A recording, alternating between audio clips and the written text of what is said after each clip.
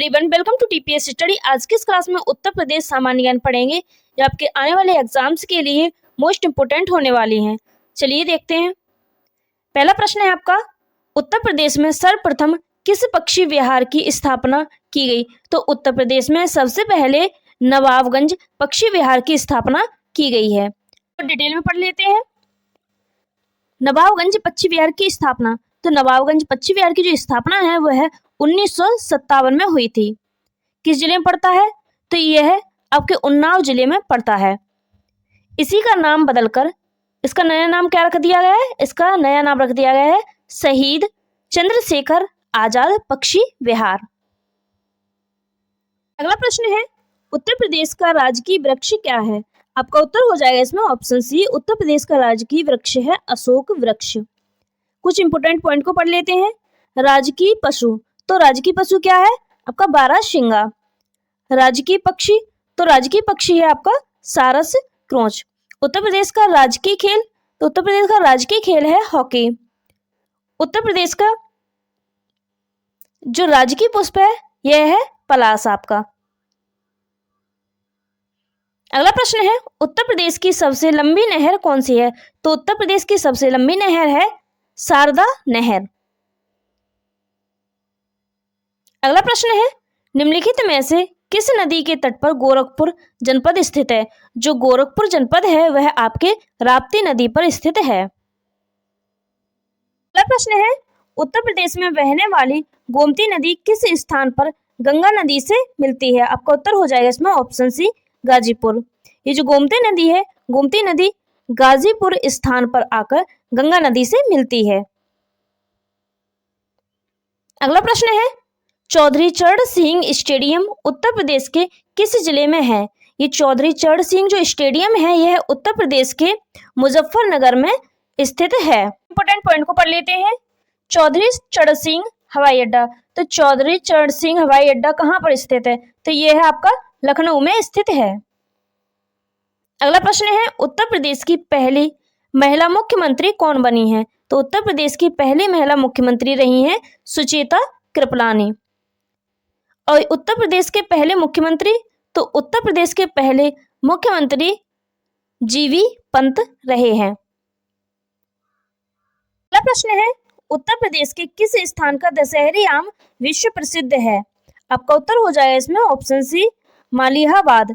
मालिहाबाद के जो दशहरी आम है वह विश्व प्रसिद्ध है। इंपोर्टेंट पॉइंट है लगड़ा आम। लगड़ा आम बनारस का एक प्रसिद्ध आम है। ये लगड़ा आम है यह आपके बनारस का प्रसिद्ध आम है। अगला प्रश्न है, उत्तर प्रदेश का न्यूनतम साक्षरता दर वाला जिला कौन सा है? तो उत्तर प्रदेश का न्यूनतम साक्षरता वाला जिला है आपका श्रावस्ती। उत्तर प्रदेश का सबसे ज्यादा साक्षरता वाला जिला, तो सबसे ज्यादा साक्षरता वाला जिला है गौतम बुद्ध नगर। सबसे कम है आपका श्रावस्ती और सबसे अधिक है आपका गौतम बुद्ध नगर। अगला प्रश्न है, उत्तर प्रदेश के की प्रथम राज्यपाल कौन थे? तो उत्तर प्रदेश की प्रथम महिला राज्यपाल सरोजनी नायडू थी। कुछ इंपोर्टेंट पॉइंट को देख लेते हैं। ये समयावधि, तो ये जो सरोजनी नायडू है यह इनकी समयावधि रही है 1947 से 1949 तक। यूपी के प्रथम सीएम रही हैं। अगला प्रश्न है, उत्तर प्रदेश में यूरेनियम किस जिले में पाया जाता है? तो उत्तर प्रदेश में जो यूरेनियम है यह आपके ललितपुर जिले में पाया जाता है। सोनभद्र में पायराइट्स पाया जाता है। अगला प्रश्न है, उत्तर प्रदेश में परमाणु विद्युत केंद्र कहाँ स्थित है? तो उत्तर प्रदेश का परमाणु विद्युत केंद्र जो है नरौरा में स्थित है। अगला प्रश्न है, ओबरा ताप विद्युत केंद्र की स्थापना किस देश के सहयोग से की गई है? ये जो ओबरा ताप विद्युत केंद्र है इसकी स्थापना सोवियत संघ रूस के सहयोग से की गई है। कुछ इंपोर्टेंट पॉइंट को पढ़ लेते हैं। यह सोनभद्र के अंदर स्थित है। ये जो ओबरा ताप विद्युत केंद्र है यह आपके सोनभद्र के अंदर स्थित है। इसकी स्थापना रूस के सहयोग से की गई थी। अगला प्रश्न है, उत्तर प्रदेश में विधान परिषद सदस्यों की संख्या कितनी है? तो उत्तर प्रदेश में विधान परिषद सदस्यों की जो संख्या है वह है 100। कुछ इंपोर्टेंट पॉइंट को पढ़ लेते हैं। उत्तर प्रदेश में सदस्यों की संख्या, तो उत्तर प्रदेश में सदस्यों की संख्या देख लेते हैं। लोकसभा सदस्य, तो लोकसभा सदस्यों की संख्या है 80। राज्यसभा सदस्य, तो राज्यसभा सदस्यों की संख्या है 31। विधानसभा, तो विधानसभा सदस्यों की जो संख्या है वह है 403। और विधान परिषद सदस्यों की संख्या है तो ये है 100 या 100। अगला प्रश्न है आगरा लखनऊ एक्सप्रेस वे की लंबाई कितनी है? तो आगरा लखनऊ एक्सप्रेस वे की लंबाई है 302 किलोमीटर। कुछ इंपोर्टेंट पॉइंट को पढ़ लेते हैं। यह 6 लेन का एक एक्सप्रेस वे है जो आगरा को लखनऊ से जोड़ता है। अगला प्रश्न है उत्तर प्रदेश में प्रथम रेलगाड़ी कब चलाई गई थी? तो उत्तर प्रदेश में प्रथम रेलगाड़ी 1859 में चलाई गई थी। इंपोर्टेंट पॉइंट को पढ़ लेते हैं। उत्तर प्रदेश में प्रथम रेलगाड़ी 1859 में चलाई गई थी प्रयागराज से कानपुर तक। कहां से कहां तक? प्रयागराज से कानपुर तक। अगला प्रश्न है भारतवर्ष में प्रथम कृषि विश्वविद्यालय की स्थापना कहाँ की गई? तो भारत में प्रथम कृषि विश्वविद्यालय की जो स्थापना है वह आपके पंतनगर में की गई थी। कुछ इंपोर्टेंट पॉइंट को देख लेते हैं। भारत का प्रथम कृषि विश्वविद्यालय 1960 में पंतनगर में स्थापित किया गया था जिसका नाम गोविंद वल्लभ पंत कृषि विश्वविद्यालय है। अगला प्रश्न है उत्तर प्रदेश कृषि अनुसंधान परिषद कहाँ स्थित है? तो उत्तर प्रदेश कृषि अनुसंधान जो है आपके लखनऊ में स्थित है। केंद्रीय औषधि अनुसंधान संस्थान, तो केंद्रीय औषधि अनुसंधान संस्थान है आपके लखनऊ में। अगला प्रश्न है उत्तर प्रदेश में आंवले का सर्वाधिक उत्पादन करने वाला जिला कौन सा है? तो उत्तर प्रदेश में आंवले का सर्वाधिक जो उत्पादन करने वाला जिला है यह है प्रतापगढ़। अगला प्रश्न है उत्तर प्रदेश के किन जिलों में लाल मृदा पाई जाती है? तो उत्तर प्रदेश के आपके मिर्जापुर और सोनभद्र, इन जिलों में लाल मृदा पाई जाती है। अगला प्रश्न है उत्तर प्रदेश का सबसे छोटा पक्षी विहार कौन सा है? तो उत्तर प्रदेश का सबसे छोटा पक्षी विहार है पटना पक्षी विहार। पटना पक्षी विहार यह आपके एटा जिले में स्थित है। अगला पॉइंट है बखीरा पक्षी विहार। जो बखीरा पक्षी विहार है यह आपके संत कबीर नगर में स्थित है। अगला पॉइंट है लाख वहासी पक्षी विहार। तो लाख वहासी पक्षी विहार ये आपका कन्नौज जिला में स्थित है। अगला प्रश्न है निम्नलिखित में से किस नदी के जल द्वारा अवनालिका अपरदन द्वारा विहड़ों का निर्माण होता है? तो यह आपके चंबल नदी के द्वारा अवनालिका अपरदन द्वारा विहड़ों का निर्माण होता है। इंपोर्टेंट पॉइंट को पढ़ लेते हैं। सबसे अधिक अवनालिका अपरदन करने वाली नदी है चंबल नदी। अगला प्रश्न है उत्तर प्रदेश में पूर्व से पश्चिम की ओर बढ़ने पर वर्षा की मात्रा सामान्यतः कैसी रहती है? उत्तर प्रदेश में अगर पूर्व से पश्चिम की ओर बढ़ते हैं तो वर्षा की मात्रा सामान्यतः घटती है। अगला प्रश्न है उत्तर प्रदेश के कितने जिले मध्य प्रदेश के साथ सीमा साझा करते हैं? तो उत्तर प्रदेश के 11 जिले मध्य प्रदेश के साथ सीमा साझा करते हैं। अगला प्रश्न है उत्तर प्रदेश का पूर्व से पश्चिम तक विस्तार कितना है? तो उत्तर प्रदेश का पूर्व से पश्चिम तक विस्तार है 650 किलोमीटर।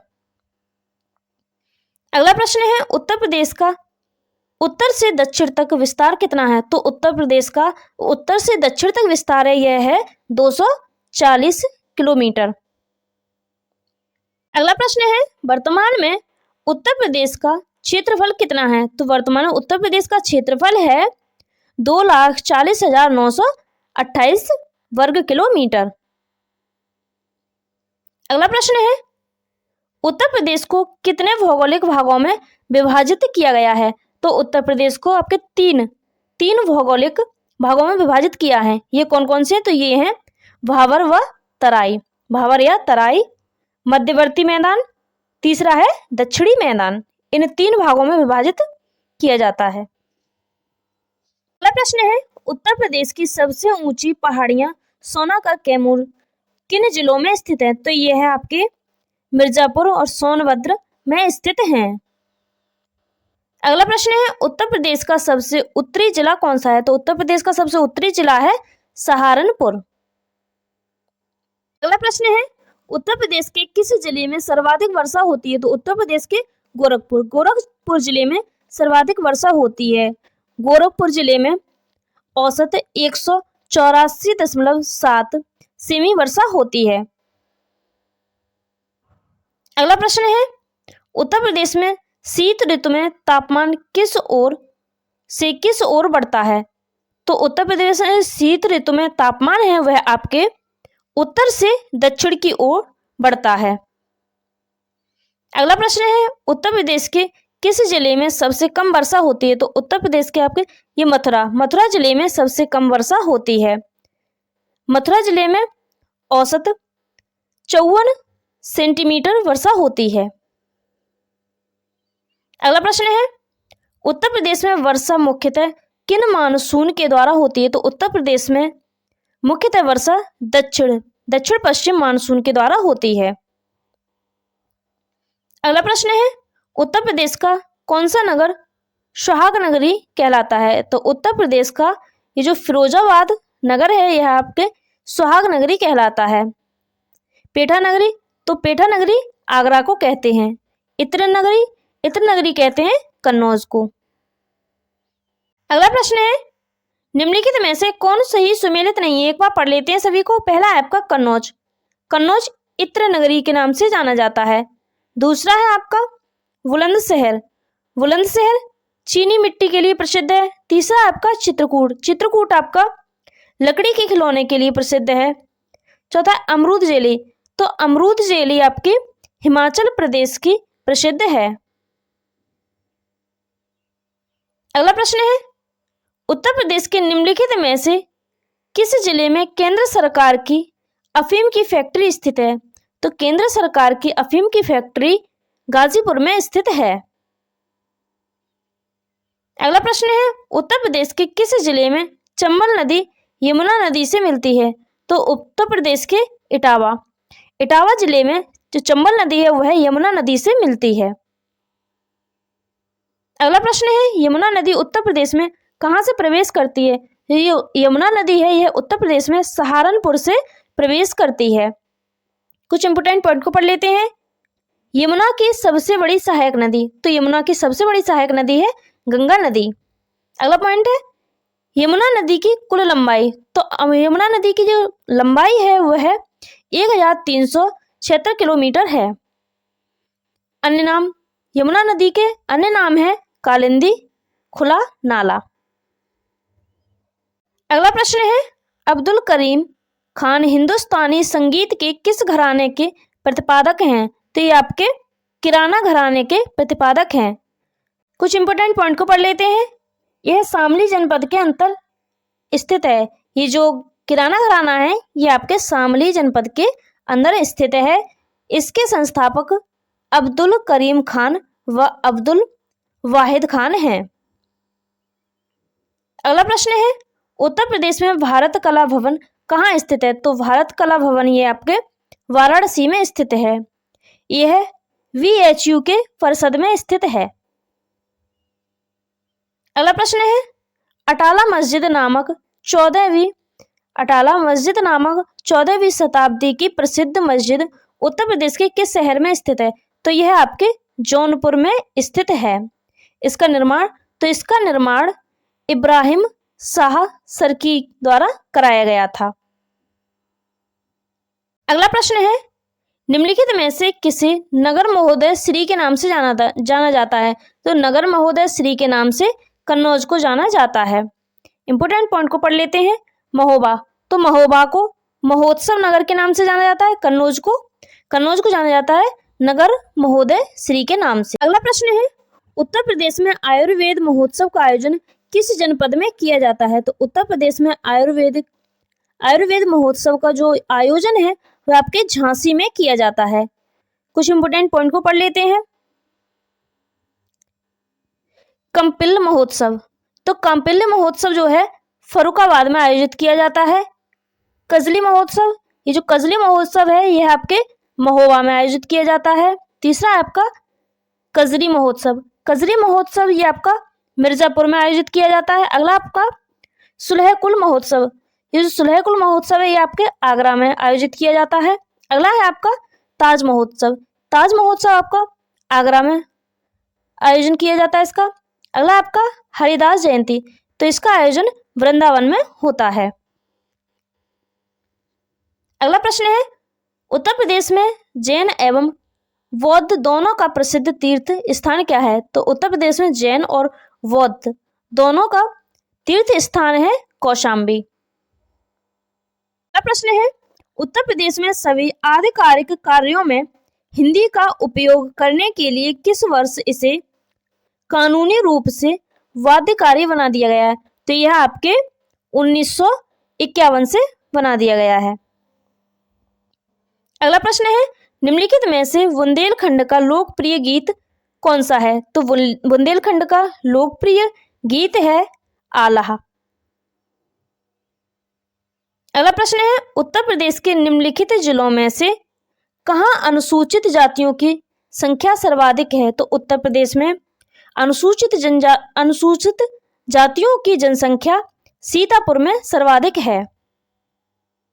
अगला प्रश्न है राजीव गांधी राष्ट्रीय विमानन विश्वविद्यालय उत्तर प्रदेश में कहाँ स्थित है? तो यह आपके फुर्सतगंज में स्थित है। अगला प्रश्न है उत्तर प्रदेश पंडित दीनदयाल उपाध्याय पशु चिकित्सा विज्ञान विश्वविद्यालय एवं गौ अनुसंधान संस्थान कहाँ स्थित है? तो यह आपके मथुरा में स्थित है। अगला प्रश्न है भारतीय चारागाह एवं चारा अनुसंधान संस्थान कहाँ स्थित है? तो यह आपके झांसी में स्थित है। इसकी स्थापना हुई है 1962 में। अगला प्रश्न है 2011 की जनगणना के अनुसार उत्तर प्रदेश की कितने प्रतिशत आबादी ग्रामीण क्षेत्रों में रहती है? तो 2011 की जनगणना के अनुसार उत्तर प्रदेश की 77.73% आबादी ग्रामीण क्षेत्रों में रहती है और शहरी क्षेत्रों में रहने वाली जनसंख्या है 22.27%। अगला प्रश्न है 2011 की जनगणना के अनुसार निम्नलिखित में से उत्तर प्रदेश के किस जिले की जनसंख्या सबसे अधिक थी? तो 2011 की जनगणना के अनुसार उत्तर प्रदेश के प्रयागराज जिले की जनसंख्या सबसे अधिक रही है। अगला प्रश्न है उत्तर प्रदेश में शुष्क जलवायु क्षेत्रों की संख्या है आपकी 9। अगला प्रश्न है उत्तर प्रदेश के निम्न में से कौन से जिले की सीमा मध्य प्रदेश से साझा नहीं करती है? तो उत्तर प्रदेश के जो अलीगढ़ है, अलीगढ़ जिले की सीमा मध्य प्रदेश से साझा नहीं करती है। अगला प्रश्न है उत्तर प्रदेश का सबसे बड़ा जिला कौन सा है? तो उत्तर प्रदेश का सबसे बड़ा जिला है लखीमपुर खीरी। सेकंड है सोनभद्र, थर्ड है आपका हरदोई। अगला प्रश्न है उत्तर प्रदेश का सबसे छोटा जिला कौन सा है? तो उत्तर प्रदेश का सबसे छोटा जिला है हापुड़। अगला प्रश्न है लखनऊ शहर निम्नलिखित में से किस नदी के तट पर स्थित है? तो जो लखनऊ शहर है यह आपके गोमती नदी के तट पर स्थित है। अगला प्रश्न है उत्तर प्रदेश को पूर्व में किस नाम से जाना जाता था? उत्तर प्रदेश को पूर्व में यूनाइटेड प्रोविंस के नाम से जाना जाता था।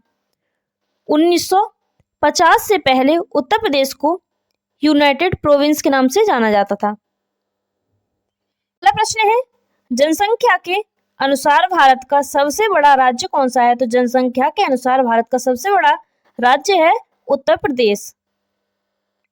अगला प्रश्न है क्षेत्रफल के अनुसार उत्तर प्रदेश का देश में कौन सा स्थान है? तो क्षेत्रफल के अनुसार उत्तर प्रदेश का देश में चौथा स्थान है। पहला स्थान है राजस्थान का, दूसरा है मध्य प्रदेश का, तीसरा है महाराष्ट्र का और चौथा है उत्तर प्रदेश का।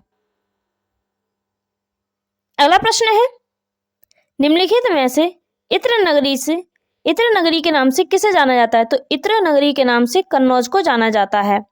आगरा को पेठा नगरी के नाम से, मथुरा को पेड़ा नगरी के नाम से, कन्नौज को इत्र नगरी के नाम से जानते हैं, प्रयागराज को जानते हैं संगम नगरी के नाम से।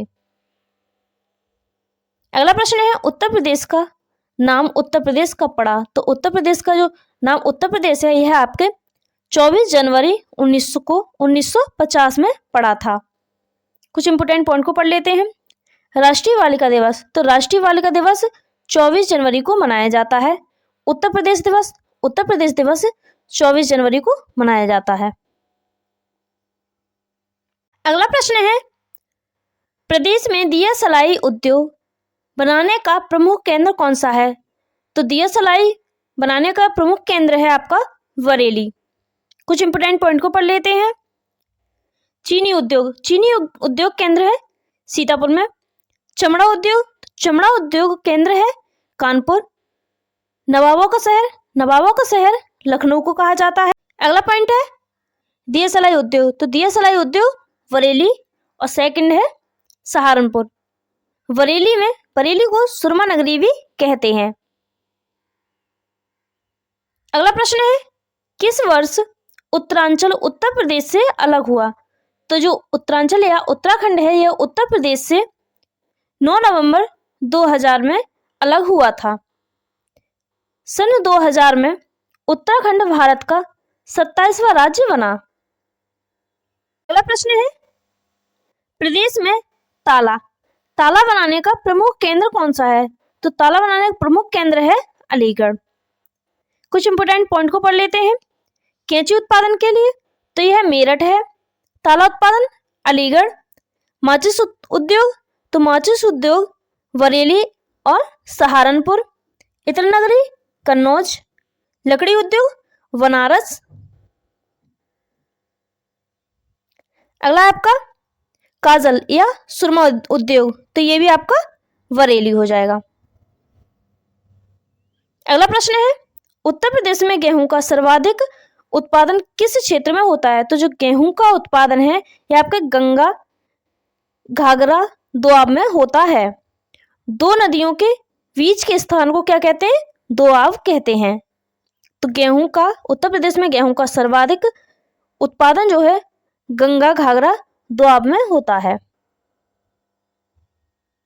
अगला प्रश्न है डोलोमाइट के भंडार उत्तर प्रदेश में किस जिले में पाए जाते हैं? तो डोलोमाइट के भंडार उत्तर प्रदेश के सोनभद्र जिले में पाए जाते हैं। अगला प्रश्न है उत्तर प्रदेश में सीमेंट के कारखाने कहाँ पर स्थित हैं? तो जो सीमेंट के कारखाने हैं आपके सोनभद्र के चुर्क में और मिर्जापुर के डलडा में स्थित हैं।